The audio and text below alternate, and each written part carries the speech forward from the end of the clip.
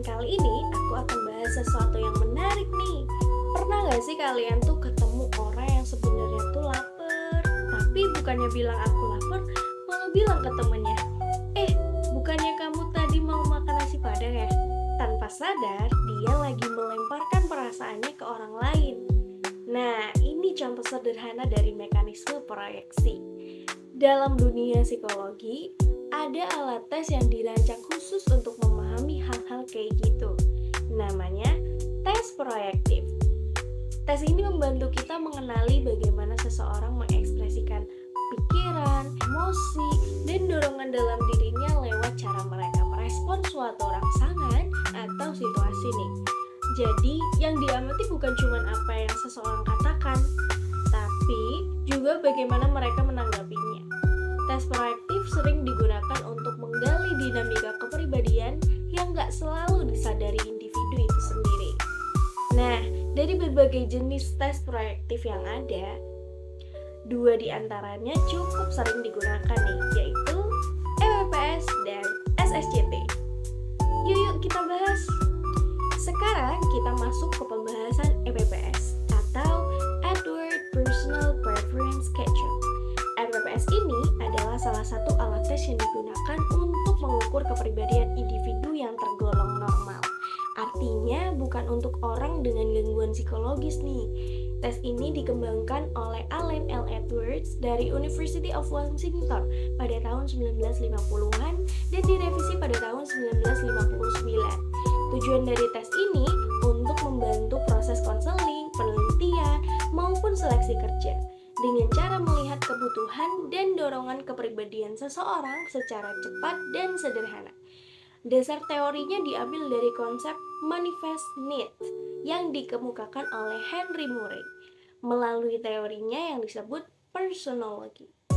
Menurut Murray, kepribadian seseorang terbentuk dari berbagai kebutuhan atau needs yang mendorong dan mengarahkan perilaku agar mencapai kepuasan tertentu. EPPS ini mengukur 15 kebutuhan dasar manusia.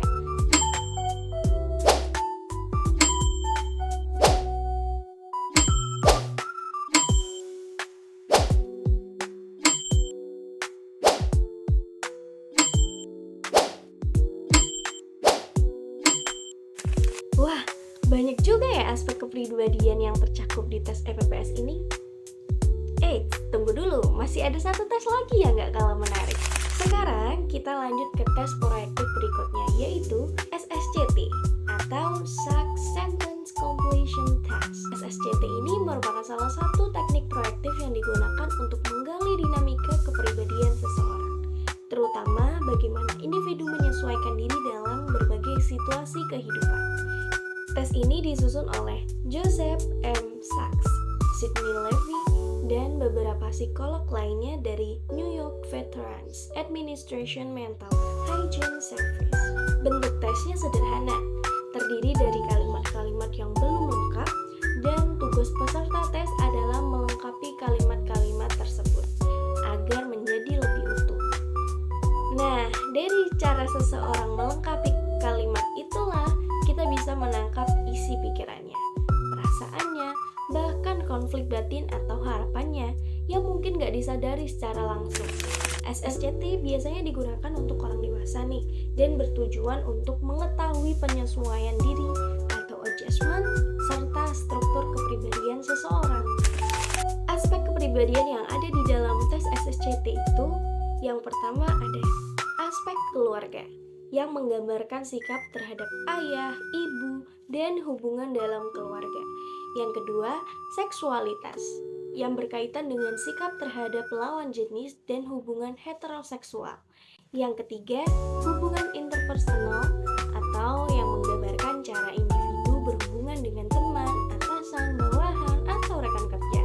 Yang keempat, konsep diri, yaitu mencakup hal-hal yang seperti ketakutan, rasa bersalah, pandangan terhadap kemampuan diri, masa lalu, dan cita-cita. Nah, itu tadi 4 aspek kepribadian yang tercakup di tes ini. Melalui area-area yang tadi kita bahas, SSCT ini bisa membantu kita memahami bagaimana seseorang melihat dirinya sendiri dan lingkungannya, serta serta bagaimana ia menyesuaikan diri dengan tantangan hidupnya. Jadi kalau EPPS lebih fokus pada kebutuhan dan dorongan kepribadian, SSCT ini lebih menggambarkan dinamika